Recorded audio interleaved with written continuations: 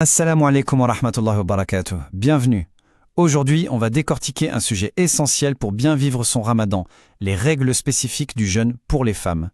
Pour ça, on va s'appuyer sur le livre Fiqh al-Mara, qui est une excellente ressource préparée par Écho de la Sagesse. Notre objectif, c'est de voir ensemble les principes clés et les situations concrètes en se basant sur ce que disent les savants et les traditions prophétiques. Comme ça, on peut aborder ce mois béni avec plus de sérénité et de savoir. Allez, c'est parti.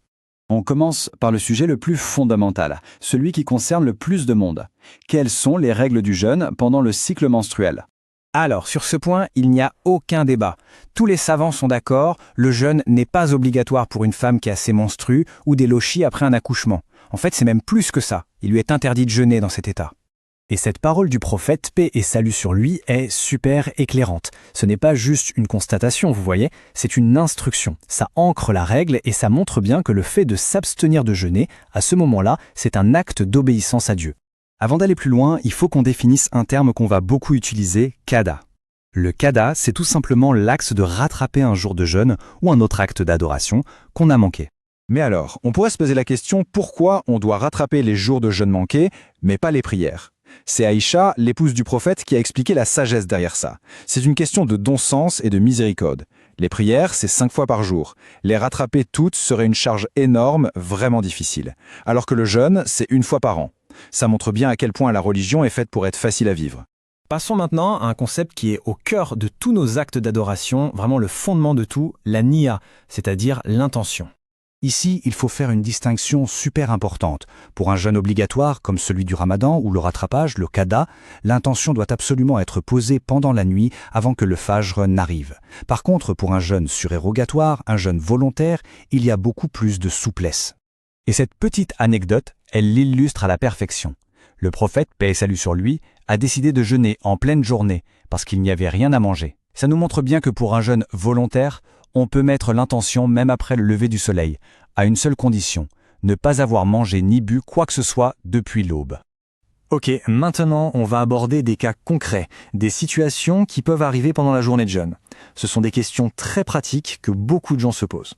Alors là, la règle est très claire. Si les menstrues commencent à n'importe quel moment de la journée, que ce soit le matin, l'après-midi ou même 1 minute avant l'appel à la prière du Maghrib, le jeûne de cette journée-là est invalidé. Il faudra donc le rattraper plus tard. Et dans le cas inverse, imaginons qu'une femme constate qu'elle est pure après le lever du soleil, en pleine journée.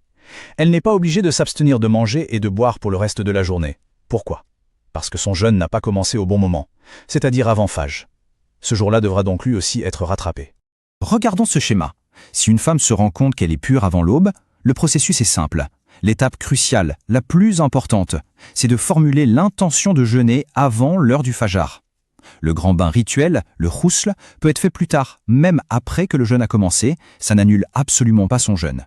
La jurisprudence islamique, le fiqh, est aussi pleine de souplesse pour les situations particulières. Voyons un peu les règles pour la grossesse, l'allaitement et d'autres cas spécifiques. Ça, c'est un autre exemple magnifique de la miséricorde dans notre religion. Une femme enceinte ou qui allaite a tout à fait le droit de ne pas jeûner si elle a peur pour sa santé ou pour celle de son bébé. L'obligation principale pour elle sera de rattraper ses jours plus tard en faisant le qada. La fidya dont on parlera juste après, c'est vraiment pour les cas d'incapacité permanente. C'est une question qui revient très souvent. D'un point de vue juridique, oui, c'est permis, mais à une condition très importante, qu'il soit médicalement prouvé que ce traitement n'est pas dangereux pour la santé. Cela dit, ce qui est le plus souvent recommandé, c'est d'accepter la dispense naturelle qu'Allah a accordée. L'accepter, c'est aussi une forme d'adoration. Ici aussi, la distinction est claire. Pour les jeûnes obligatoires, comme le ramadan, qui sont un droit d'Allah, une femme n'a pas besoin de la permission de son mari. Par contre, pour un jeûne surérogatoire, un jeûne volontaire, elle doit lui demander la permission s'il est présent. La sagesse derrière ça est liée au droit du mari à l'intimité, un droit qui ne doit pas être entravé par un acte d'adoration qui n'est pas obligatoire. On arrive à la dernière partie. Comment est-ce qu'on accomplit l'obligation de rattraper ces jours manqués? Parlons concrètement du qada. Pour le calendrier, il y a pas mal de flexibilité. On peut rattraper ces jours à n'importe quel moment entre la fin du ramadan et le début du ramadan de l'année d'après. On sait par exemple que les mères des croyants attendaient souvent le mois de Sha'aban, juste avant le ramadan suivant, pour faire leur rattrapage. Mais attention, cette flexibilité a une limite. Reporter son rattrapage après le début du ramadan suivant, sans une excuse valable, comme une maladie continue, une autre grossesse, etc., c'est considéré comme une négligence. Dans ce cas, il faut se repentir sincèrement et rattraper ses jours dès que c'est possible. Et pour les personnes qui sont dans une incapacité permanente de jeûner, par exemple à cause d'une maladie chronique ou de la vieillesse, il y a la fidya. C'est une compensation. Pour chaque jour manqué, on nourrit une personne dans le besoin. La quantité minimale, c'est environ un demi-kilo d'un aliment de base, comme le riz. Et ce qui est bien, c'est qu'on a le choix sur la manière de donner cette fidya. On peut donner la nourriture sèche, on peut l'accompagner de viande ou de légumes, on peut carrément offrir un repas tout prêt, ou même inviter plusieurs personnes à manger. Le but, c'est qu'une personne soit nourrie pour chaque jour non jeûné. En conclusion, si on regarde toutes ces règles qu'on vient de voir, de l'interdiction de jeûner pendant les menstrues, aux dispenses pour la grossesse, en passant par la souplesse du rattrapage, on voit un fil rouge. C'est un fil de miséricorde, de pragmatisme et de facilité. L'adoration est rendue accessible, ce n'est pas un fardeau. Et on termine avec cette question pour ouvrir la réflexion. Quand on médite sur ces règles, on ne peut qu'admirer la manière dont la législation divine prend en compte la nature humaine et les circonstances de chacun. Comment est-ce que ces permissions, si précises, si détaillées, nous parlent de la sagesse et de la miséricorde infinie qui sont au cœur de notre foi?